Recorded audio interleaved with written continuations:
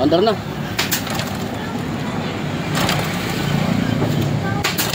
So, ayaw. Ayaw talaga. Ayaw talaga, kuya. Operahan ta na.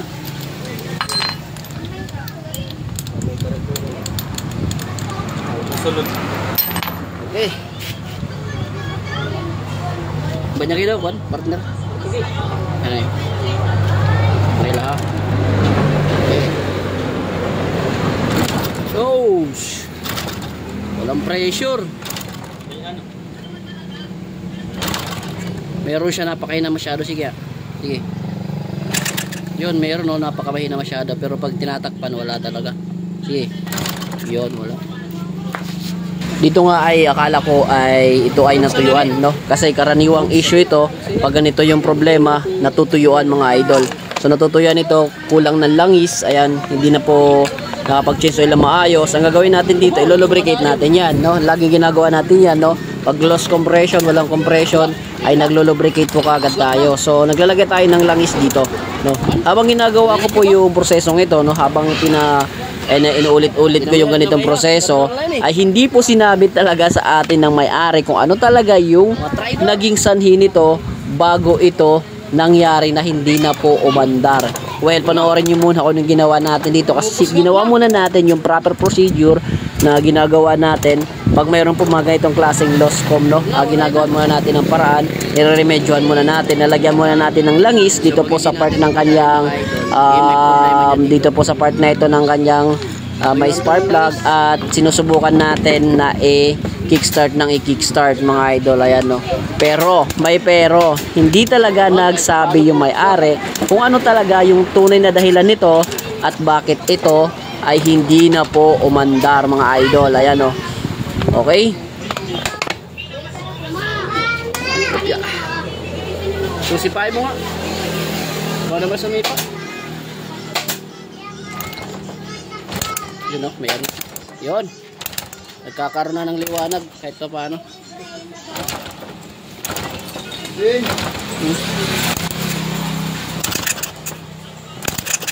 ha? Yon, sa part na ito mga idol ay nagkakaroon na po ng liwanag, no? Nagkakaroon na po ng konting revelation. Nagkakaroon na po ng konting linaw at nagpumupugak-pugak na po siya, no? Habang kini-kickstart natin ay nagkakaroon na po ng konting pressure. So, dito sa part na ito ay hindi pa rin sinabi sa atin ng may-ari kung ano yung totoong dahilan ng kanyang motor, bakit ito hindi umandar, no? At tinatanong ko siya ng tinatanong kung bakit. Kaya ito, ginagawa natin yung ating procedure para malaman natin kung saan talaga yung may problema nito.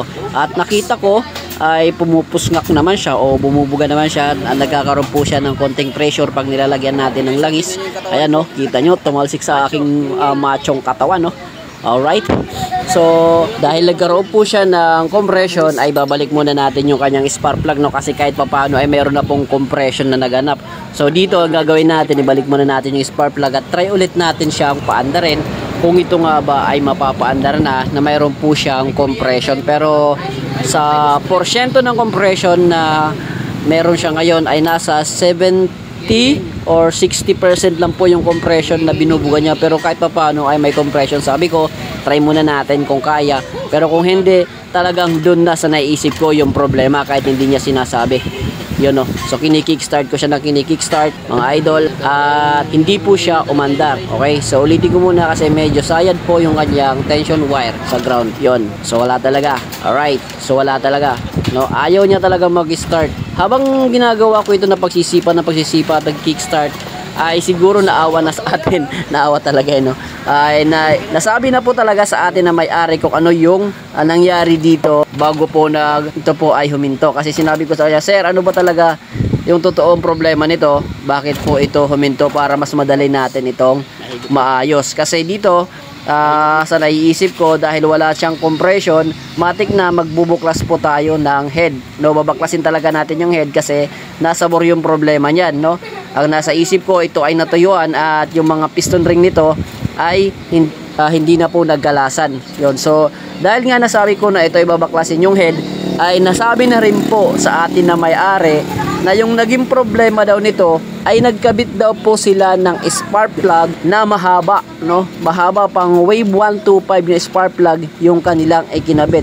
Yung motor natin ay wave 100. So pang XRM 110 o C7 na spark plug yung gagamitin natin dito, hindi wave 125, kasi yung wave 125 ay mahaba po yung spark plug yon mga idol yun, no? So ganito, no, C7 spark plug ay maiksi, no? Yung pang 125 hindi po yun yung sakto dito. Yung ginawa nila, yung kinabit nila dito ay pang wave 125. Kaya sabi ko, sir, yun na, tumbok na natin, baluktot yung mga balbula nito, kaya ibababa natin. Kahit anong gawin natin, hindi talaga yan naandar, okay? So ibababa natin yung kanyang head at ipapakita ko sa inyo na tama po yung sinabi ko, no? Kung kanina pa dapat sinabi ni sir kung ano yung naging problema, ay dapat natumbok na kagad natin yun. So isa rin po yun sa mga mahalagang bagay na dapat natin tanungin sa customer, pero tinatanong ko ng tinatanong si sir ay ayaw niya talaga sabihin. Kung hindi ko pa sinabi na bubuksan ko talaga yung kanyang head, kasi loscom, lilinisin natin at titingnan natin yung kalagayan ng kanyang piston ring, ay hindi niya pa sasabihin na nagpalit po sila ng spark plug na mahaba. Alright, so bubuksan na natin at papakita ko sa inyo na tama po yung indikasyon ko dito na baluktot yung mga barbula nito. Okay, so bubuksan ko muna. Ayun guys, so nabaklas na po natin at nakita na po natin yung problema. Dito nagkaroon ng problema sa kanyang barbula, na baluktot to. Kasi kanina hindi nasabi sa atin ng may-ari, hindi sabi sa atin ng tropa na nagpalit daw sila ng spark plug, no? Ang naikabit nilang spark plug ay mahaba.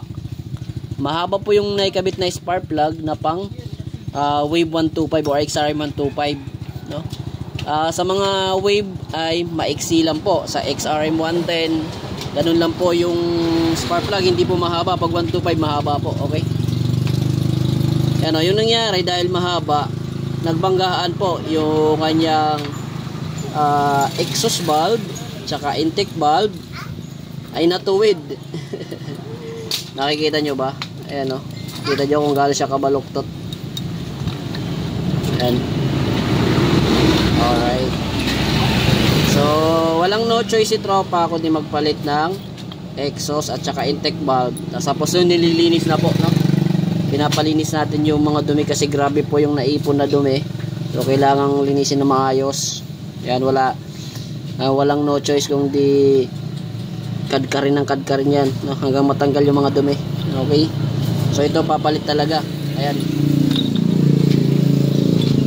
so nagpalit na rin po tayo papalit na rin po tayo ng valve seal, no? Pang CG 100 Skygo. Ayan, so XRM 110 pwede rin po ito. Pang Skygo na yung kinabit natin para maganda-ganda, no? Genuine, matibay. Tapos nagpalit na rin po tayo na pang XRM 110 na intake at exhaust valve. Alright. So dahil sa mali po yung naikabit na spark plug ay napagastos si tropa. Ayan. Tapos ganun na rin naman kasi kita nyo po yung mga tagas-tagas.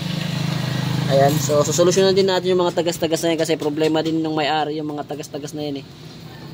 Yung mga tagas sa ilalim. Ayan. Nasusolve din yan. Okay. So asimbulin muna natin yung makina at papandarin natin ulit. At update ko kayo mamaya pag nasa-assemble na.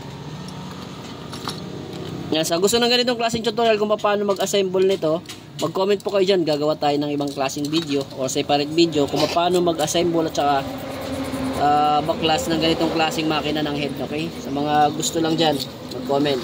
Salamat. One click la. Itnawang 2 click. Ibalik na, oh.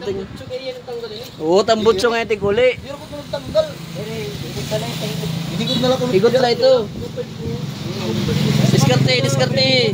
Eh, magkukulang itbayan. Kaya lagi. Ispati. Ano, yatang galon ta. Hindi lagi na, break na, na. Ispati burluloy. Yun, no, nagkatuwaan na naman itong dalawang magkapatid na ito, no. Ayan, so ganyan lang talaga sila magbiruan. Nagbibiruan lang yung mga idol, ha. Baka isipin nyo ay seryoso yung mga yon. So ayan, so paandarin na po natin at subukan natin kung okay na po, no. Naikabit na po kasi yung tambucho at try na natin itong paandarin. One click 45 dis. Kusgat minor.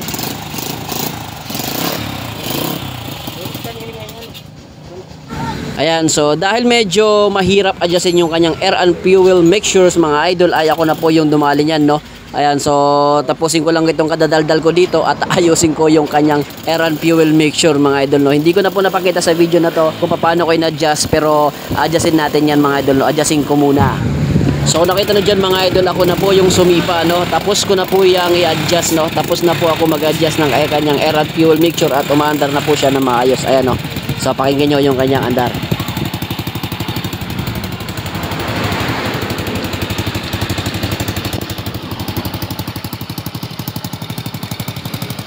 Medyo singaw lang yan sa part na kanyang tambucho mga idol, kasi butas po yung kanyang tambucho. Ayan, so papalitan naman daw yan ng may-ari, kaya yan, niremedyo lang muna natin na medyo sumikip lang maayos at mabawas-bawasan yung ingay na kanyang tambucho. Pero goods na po yun mga idol, okay na po yung andar ng kanyang makina. At syempre subukan ng may-ari yan. Warayas, oh, may tagwang click lang yan. Naubos na naso. Ano ito? Kanina ito na shit eh. Pinutang tanga shit. So yung mga idol, hanggang dito lang muna yung video natin at may nakuha kayong tips at kalaman kung paano natin solusyonan yung problema ganito. No, mahalaga talaga na sasabihin dapat ng customer kung ano yung history ng kanya motor, paano ito, kung paano ito nagkaroon ng problema, no, kung paano ito hindi na umandar yun. So dapat talaga alamin natin yon sa customer, pero yung customer talaga hindi nagsabi, kaya medyo naligaw muna tayo ng onte at ginawa muna natin yung pag-tracing, no. Ayan, so natumbok naman natin kung saan yung may problema. Ayun, nadali po natin, no. Ayun, so ganito lang muna yung video natin mga idol, mga tropa, sa aming tips at kalaman sa video na ginawa natin, at sana nagustuhan nyo yung ginawa nating video na ito. Alright, so ganito lang muna. Peace out, bye bye, maraming salamat po, ingat.